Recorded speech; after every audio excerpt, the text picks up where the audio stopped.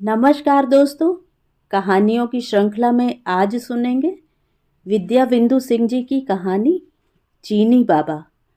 लेकिन उससे पहले मेरा आपसे विनम्र अनुरोध है कि अगर मेरे द्वारा सुनाई हुई कहानियाँ आपको अच्छी लगती हैं तो मेरे चैनल को सब्सक्राइब ज़रूर करें, लाइक करें और अपने दोस्तों और परिचितों में शेयर भी करें।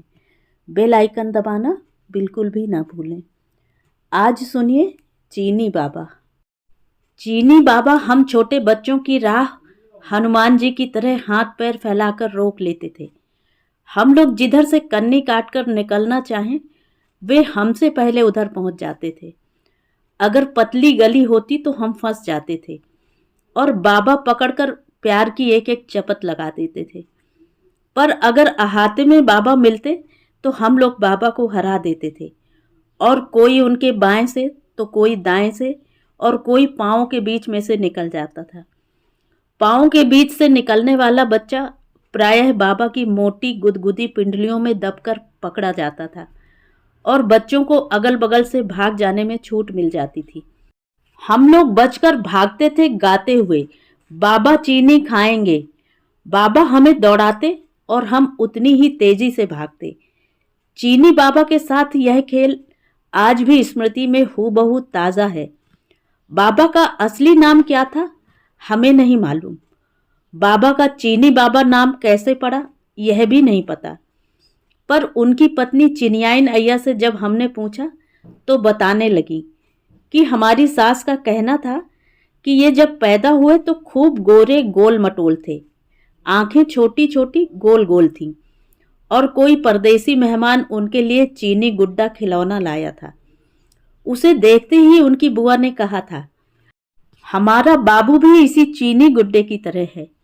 और फिर उनको चीनी नाम से पुकारा जाने लगा था। उनका असली नाम हरिबख्श सिंह था, लेकिन यह नाम बहुत कम लोग जानते थे। खाली कागजों की लिखा पढ़ी में यह नाम था या पूजा पाठ श्राद्ध कर्म में यह नाम लिया जाता था। हाँ, विवाह संस्कार में भी भोर जगाते संझा जगाते समय यह नाम उनके मरने पर लिया जाता रहा। बड़े होने पर पूछने पर पता चला कि किसी बुजुर्ग ने बताया था कि अंग्रेजों के समय में चीनी और चाय का प्रचार करने के लिए प्रचारक गांव-गांव आते थे। इनका घर गांव में प्रवेश करते ही पहला घर था और दरवाजे पर अहाता भी बहुत बड़ा था। तो वहीं प्रचारक रुक जाते थे और पूरा गांव वहीं एकत्र हो जाता था। बाबा छोटे थे तो उनको व्यापारी चीनी फांकने को दे देते थे। वे बड़े प्रेम से चीनी फांकते थे, इसलिए इनका नाम चीनी पड़ गया। इन्हीं के दरवाजे से गांव में चीनी का प्रवेश हुआ था और गुड़ से ज़्यादा चीनी लोकप्रिय हुई थी। इसलिए भी चीनी नाम उनके साथ पहले परिहास में फिर आदतन जुड़ गया था, ऐसा लोगों का अनुमान है। उनके दरवाजे के बड़े अहाते में लक्ष्मी पूजा होती थी, जिसमें प्रतिमा बनाने से लेकर सारी सजावट का दायित्व मेरे पिताजी को चीनी काका दिया करते थे। कोई महात्मा आ जाते तो सत्संग कीर्तन प्रवचन उन्हीं के अहाते में होता था। विनोबा भावे की भूदान यात्रा यज्ञ में उन्हीं के द्वार पर उनका भाषण हुआ था। जय प्रकाश नारायण जी, लोहिया जी और आचार्य नरेंद्र देव के भाषण भी वहां हुए थे। मेरे पिताजी बताया करते थे। उनका घर गांव के कोने पर था। आते जाते सब लोगों की राम जोहार लेते करते चीनी बाबा का वक्त कट जाता था। चीनी भैया से चीनी काका, फिर चीनी बाबा की यह यात्रा चलती रही और उनकी पत्नी का नाम भी चिनियाइन भौजी, चिनियाइन काकी और चिनियाइन अय्या का संबोधन उत्तरोत्तर पाता रहा। चीनी बाबा और चिनियाइन अय्या दोनों ही बहुत धार्मिक प्रवृत्ति के थे। दोनों पति पत्नी को कभी साथ बैठे किसी ने नहीं देखा। चिनियाइन अय्या घर के काम में रात दिन जुटी रहती थीं। चीनी बाबा खेती बाड़ी और गांव समाज के कामों में लगातार व्यस्त रहते थे। वे घर में केवल भोजन करने जाते थे। रात में बाहर की दालान में ही सोते थे। पहले के समाज में पति पत्नी का साथ साथ बैठना और बातें करना बेशर्मी मानी जाती थी। मेरी दादी बताती थीं कि पति पत्नी परिवार के बड़ों और छोटों सबसे छिपकर रात में मिल पाते थे। एक बार चिनियाई नैया ने भी बताया था कि उस मिलने में जो सुख था उसका अनुभव शायद रात दिन साथ रहने वाले दंपति कर ही नहीं सकते। चीनी बाबा और चिनियाई नैया दोनों ही बहुत कम बोलते थे। उनको अट्टहास करके हंसते हुए किसी ने नहीं देखा था। बहुत खुश हुए तो अधरों के कोने तनिक सा फैलकर स्मित का आभास दे जाते थे। बहुत दिनों बाद एक पुत्र ने जन्म लिया था। उसके लाड़ प्यार में दंपति व्यस्त हुए और थोड़ा खुलकर हंसने लगे। पुत्र भी चीनी बाबा के हूबहू अनुकृति था, वैसे ही गोल मटोल, केवल रंग पर माँ का प्रभाव था, अतः कुछ सांवला था। चीनी बाबा ने बेटे को पढ़ाया और वह प्राइमरी स्कूल में पहले मास्टर हुए, फिर हेड मास्टर हो गए।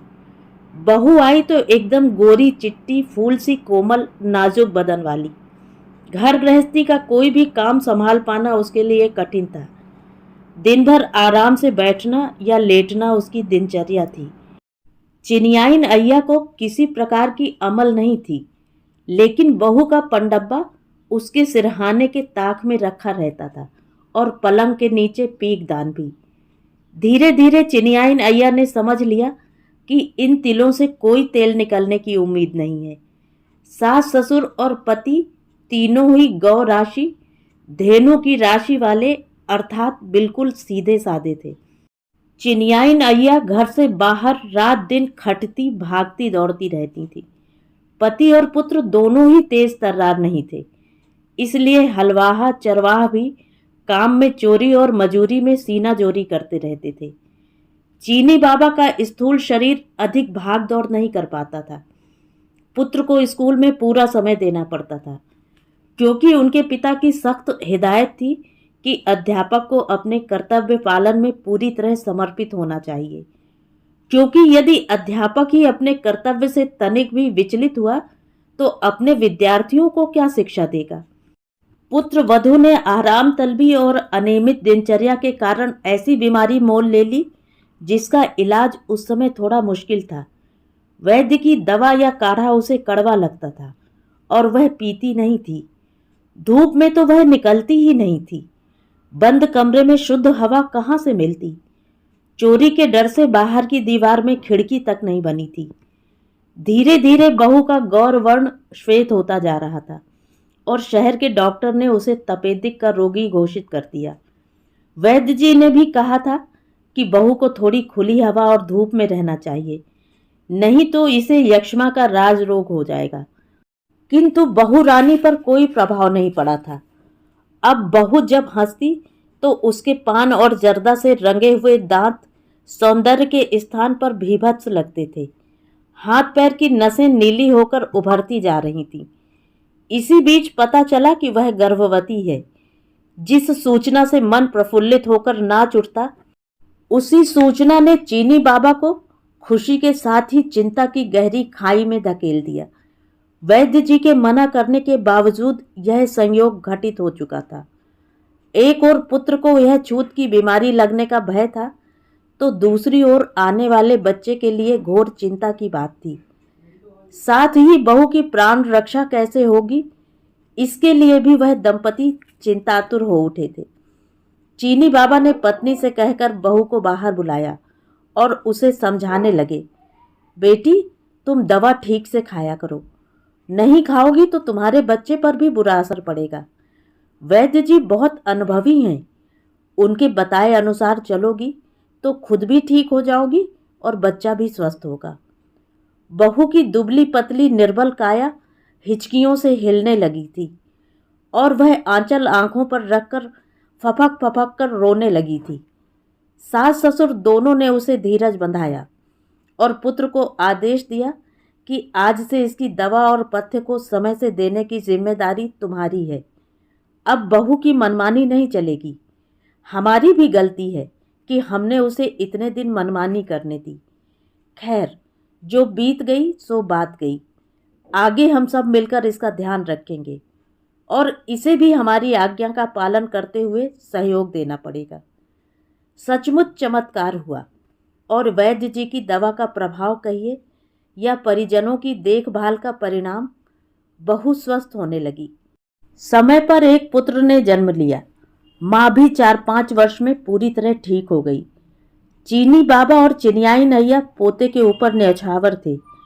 बच्चे के लिए बकरी का दूध वैद्य जी ने बताया था। बकरी खरीद कर आई थी। बच्चे के पालन पोषण के लिए गांव की एक स्त्री को लगा दिया गया था। बच्चे का नाम श्री राम रखा गया था। हरदम राम राम पुकारने की आदत रहने से अंत समय में राम का नाम मुंह से जरूर निकलेगा, ऐसा चीनी बाबा का विश्वास था। श्री राम के जन्म की खुशी धूमधाम से मनाई गई। देवी भागवत का पाठ हुआ। 1 कुंटल चावल और 1 कुंटल गेहूं दान में दिया गया। गांव गिराव और नाते रिश्तेदारों को भोज दिया गया। चीनी बाबा वृद्ध हो चले थे, फिर भी खेती बाड़ी का कुशल संचालन कर रहे थे। उनके अनुशासन और सहयोग भाव के कारण हरवाहा, चरवाहा और मजदूर सभी इस परिवार के प्रति समर्पित भाव से काम करते थे। खेती में इतनी उपज होती थी कि खाने खिलाने के बाद भी काफ़ी अनाज बेच दिया जाता था। उस समय बैंक में जमा करने के स्थान पर लोग अपना धन सूद ब्याज पर दे देते थे, लेकिन चीनी बाबा ने जो कुछ भी उधार दिया उसका सूद मिलने की कौन कहे, मूल भी डूब गया। उन्होंने ऐसे लोगों को उधार दिया था जो अत्यंत आर्थिक कष्ट से विवश होकर उनसे उधार लेने आए थे। चीनी बाबा उनकी आर्थिक स्थिति देखकर मांगने की हिम्मत ही न कर पाते थे। कहाँ से देगा बेचारा, यह सोचकर चुप रह जाते थे। चीनी बाबा की स्थूल काया थी। अब वे चलते चलते हाँफने लगते थे। एक दिन खेत में शौच के लिए गए तो लौटते समय जी घबराने लगा और खेत की मेड़ पर बैठ गए। अचानक उन्हें महसूस हुआ कि जैसे कलेजा मुंह को आ रहा है। वहीं मेड़ पर लौट गए। सुबह का समय था, लोग शौच से लौट रहे थे। देखा तो उठाकर घर ले आए, पर चीनी बाबा की आंखें बंद थीं। थोड़ी देर बाद उन्होंने राम को पुकारा। राम को लेकर चिनियाई नैया पहले से ही बदहवास सी खड़ी थी। उनकी आंखों के सामने कर दिया। बाबा की आंखों ने राम को और चिनियाई काकी की ओर निहारा और आंखें बंद कर ली। वे इस संसार से मुक्त हो चुके थे। चीनी बाबा की आंख मूंदते ही इस घर का वैभव, अनुशासन, प्रेम भाव सब विदा होने लगे। उनके दरवाजे पर लगने वाली चौपाल कुछ दिन तक चली, जिसमें बाबा की यादें होती और उनके व्यवहार का बखान। फिर धीरे धीरे उनके बिछोह का दुख कम होने लगा और लोग उन्हें भूलने लगे। जिन लोगों ने बाबा से सबसे छिपाकर कर्ज लिया था या बाबा ने अपनी ओर से ही मदद के लिए कुछ दिया था, वे लोग भी भूलने लगे, क्योंकि उसे याद रखना कर्जदार होने का गम पालना था। और कभी मुंह से उनके एहसान की बात निकल जाए तो तगादा करने वाले सिर पर सवार हो जाएंगे। चीनी बाबा ने चिनियाई नैया को भी अधिक नहीं बताया था, पर कुछ लोगों के नाम बताते हुए कहा था कि अगर मुझे कुछ हो जाए तो तुम घबराना नहीं, ये लोग तुम्हारी मदद करेंगे, क्योंकि वे मेरे एहसानमंद होंगे। चिनियाई नैया ने बारी बारी से जरूरत पड़ने पर उन लोगों से बात की जिनका नाम बाबा बता गए थे। उनमें से कुछ ने तो पैर छूकर माफी मांगते हुए कह दिया कि हम आपका एहसान मानते हैं, पर धन लौटाने की हमारी हैसियत नहीं है, उसे दान समझ लीजिए। हम आपकी सेवा जब तक जिएंगे तब तक करेंगे। कुछ लोग साफ मुकर गए। उनका कहना था कि बाबा ने मौके पर हमारी मदद की थी, पर हमने उनका कर्ज चुका दिया था।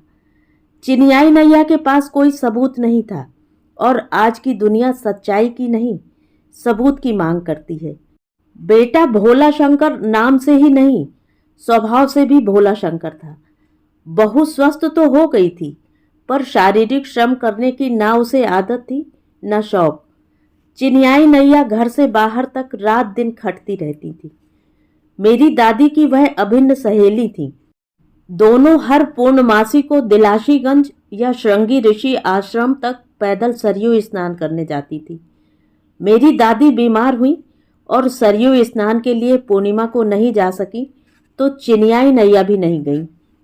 अगली पूर्णमासी आने से पहले ही दादी स्वर्ग चली गईं।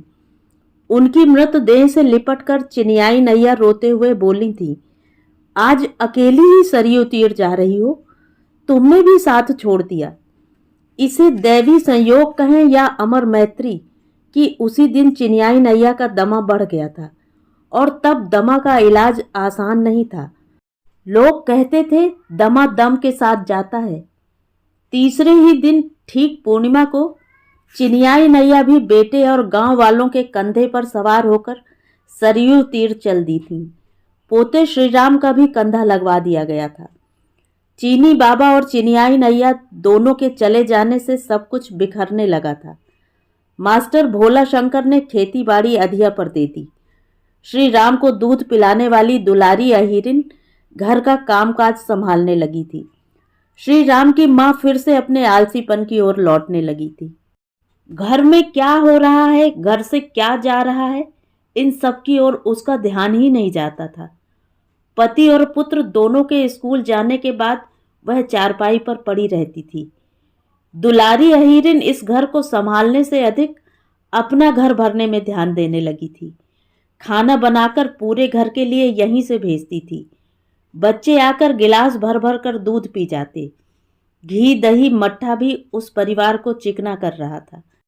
हलवाहे चरवाहे भी मौज कर रहे थे। बाहर भोला शंकर और घर में उनकी नाजुक पत्नी दोनों ही असावधान थे। श्री राम भूख लगने पर दुलारी के पास जाकर खड़ा हो जाता। वह देखता कि दूध की मलाई से भरा गिलास दुलारी का बेटा पी रहा है और उसका दूध पानी मिला हुआ है। उसकी उदास आंखें बाबा और आजी की याद में भर आती। वह अकेले में हबस हबस कर रोता और आसमान की ओर निहारता। उसके पिता कहते थे कि बाबा आजी ऊपर चले गए। उसका भोला मन इंतजार करता कि जैसे ऊपर से बेल, अमरूद, आम और जामुन के फल टपकते हैं, वैसे ही बाबा आजी भी नीचे गिरेंगे। उसके भोले सवाल भोला शंकर को विह्वल कर देते और उसे छाती से लगाकर वह रो पड़ते। पत्नी ने फिर से चारपाई पकड़ ली थी। धीरे धीरे घर की लक्ष्मी रूठने लगी थी। पत्नी की दवा का खर्च भी जुटा पाना कठिन होने लगा था। वैद्य जी ने चिंता प्रकट करते हुए कह दिया था कि अब इनका उपचार मेरे वश में नहीं है। इनका क्षय रोग दोबारा लौट आया है और असाध्य हो गया है। एक रात श्री राम की मां ने पति और बेटे को भीतर बुलवाया और बोली, वैद्य जी ने जो कुछ भी कहा दुलारी ने मुझे बता दिया है। मैं जान गई हूं कि मुझे भी जल्दी ही जाना है। मेरी आपसे विनती है कि कोई अच्छी लड़की देखकर विवाह कर लेना, जो मेरे बच्चे को, आपको और इस घर को संभाल सके। मुझे अब दुलारी पर भरोसा नहीं रहा। उस दिन श्री राम माता पिता को रोते देखकर जोर जोर से रो पड़ा था। रोते रोते अपनी तोतली भाषा में बच्चे ने जो कुछ कहा उसका भाव था, क्या अम्मा भी ऊपर चली जाएंगी? मैं इन्हें अकेले नहीं जाने दूंगा। हम दोनों ऊपर जाकर बाबा और दादी को अपने साथ वापस लाएंगे। भोला शंकर ने पत्नी और बच्चे को हृदय से लगाकर रोते हुए कहा था, मैं किसी को अब नहीं जाने दूंगा। तुम्हारी माँ ठीक हो जाएगी। मैं कल ही शहर के बड़े अस्पताल में तुम्हारी माँ को दिखाने ले जाऊंगा। भोला शंकर को दुलारी पर क्रोध आया कि उसने वैद्य जी की बात राम की माँ को क्यों बता दी। दूसरे दिन गांव का एक आदमी फूट फूट कर रोते हुए बाबा के दरवाजे पर अपना सिर पटकने लगा था। वह कह रहा था कि बाबा, अय्या, हमें माफ कर दो। हमने झूठ कहा था कि हम कर्जदार नहीं हैं। हमारे बच्चों को श्राप मत देना। लोग उसे उठाकर चुप करा रहे थे और कह रहे थे कि इसके सिर पर देवी माँ सवार हुई हैं और सच उगलवा रही हैं। उसने गमछे में बंधे हुए कुछ नोट भोला शंकर के चरणों में डाल दिए। भैया, भौजी को लेकर आप शहर चले जाएं। मैं अपना खेत बेचकर भी और पैसा लेकर आऊंगा। आज मैंने रात में सपने में बाबा अय्या को रोते हुए देखा था। ऐसे देवता की आत्मा को धोखा देकर मैं चैन से मर भी नहीं पाऊंगा। भोला शंकर को लगा कि सचमुच श्री राम के बाबा अय्या धरती पर उतर आए हैं और इस आदमी के माध्यम से साहस और धीरज दे रहे हैं। तो ये थी कहानी। कहानी आपको कैसी लगी कमेंट करके ज़रूर बताएं।